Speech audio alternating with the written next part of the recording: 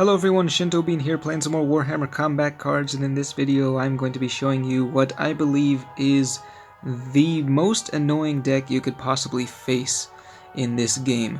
It's only happened to me once before, but it was just the other day I was playing in ranked mode and I found myself up against Ursarkar E. Creed, but this player had put almost every single bodyguard with shields into this deck.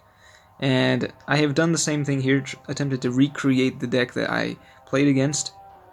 So in my collection I have 7 cards with shields.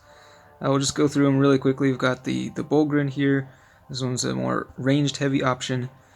We've got this sister who I could actually upgrade her to give her a little bit more ranged here. That's the one thing about all these shield cards I have in here. They're actually not very high level because I don't really use them very often. So if I were to upgrade them to the 3rd tier where they unlock that 3rd shield, this is where this deck would truly become a nightmare. But as it is, it's still going to be pretty bad, I think. I've got a couple melee heavy units, including this one, the Palatine. We've got the Custodes, Shield Captain, and this guy is I think the only card I have that has 3 shields for the Servants of the Emperor. And this is a newer one, the Paragon Warsuit. That was released fairly recently into the general pool, so that one's still at a very low level and only has 1 shield. But overall, let's see how many shields we have. 2, 4, 6, 8, 10, 11, 12, 13. That's 14 shields right there, which is bad enough as it is. I've also thrown in this guy with taunt as well. But 14 shields, but with Ursarkar's special rule, anytime one of these cards dies, the others will return to your hand, and that will replenish their shields. Of course, that can only happen 2 times per card, but still, you could potentially get, I don't know, like 30, 40 shields overall in this deck, and it's just horrible to play against. So I'm going to go ahead and show you what it looks like, and I think I will be speeding up this battle just so we don't have to watch a super long and slow battle. We're up against the forces of the Eldari, led by Eldrad, a powerful Psyker. He's at level 4, it's a decent enough level. Okay, so we'll drop down the Paragon Warsuit. This is one of the weaker ones. It's only got 1 shield. So we'll just let that one die. That will allow me to regain the shields on the other bodyguards when they go back to the hand. Let's see, do we want to go ranged here at the beginning? I think, yeah, we'll start with a ranged attack, I guess. Just go like that. Got all of the sororitas on the field at the same time. Alright, they do have the initiative, so they're starting with an attack. A series of psychic attacks, each one getting progressively stronger. But I don't know if they're going to have any Psionic Blast. That would be the best way to deal with these shields, obviously, but I mean, the thing is, even with Psionic Blast, though, they're going to struggle to actually take these guys down with the replenishing shields. The best way to deal with Creed is to destroy multiple units in the same turn, which prevents them from going back to the hand because it activates at the end of the turn. So we might actually see that here.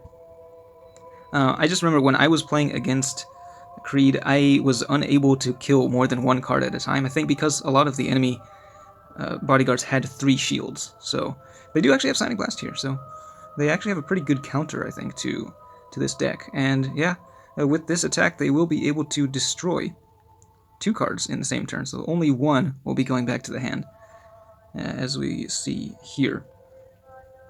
So that one will be getting the 2 shields back. Of course, this is one of the weaker bodyguards. It does only have 7 wounds remaining, and I think it can only block like 50-some damage. But yeah, actually, it will survive, though. We'll go with this guy. This is the Alaris Custodian, and he's got 3 shields, so I think we'll switch over to a melee attack here. We'll go like this, and then I think we will drop down the card with Taunt, just so that thing dies first, hopefully.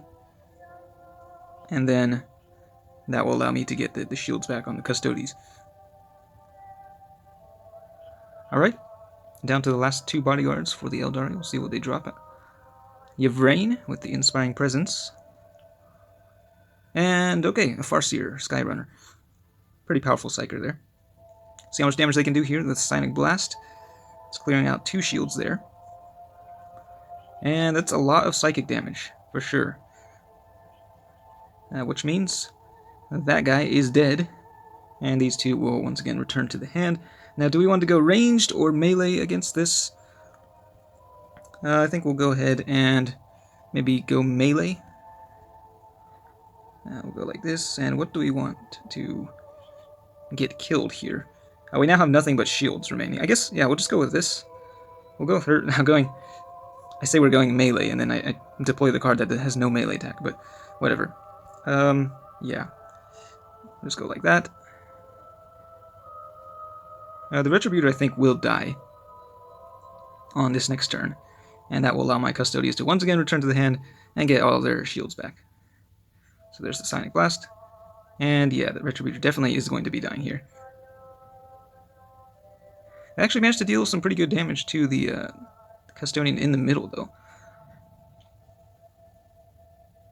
Alright, I think that's the second time they've gone back to the hand, so they can no longer redeploy if I deploy him again. The Bulgrin, though, has not been deployed yet, so that one still can return to the hand, as can this one as well. So I think we'll just throw this guy over here. And yeah, you can see this is just taking a very long time.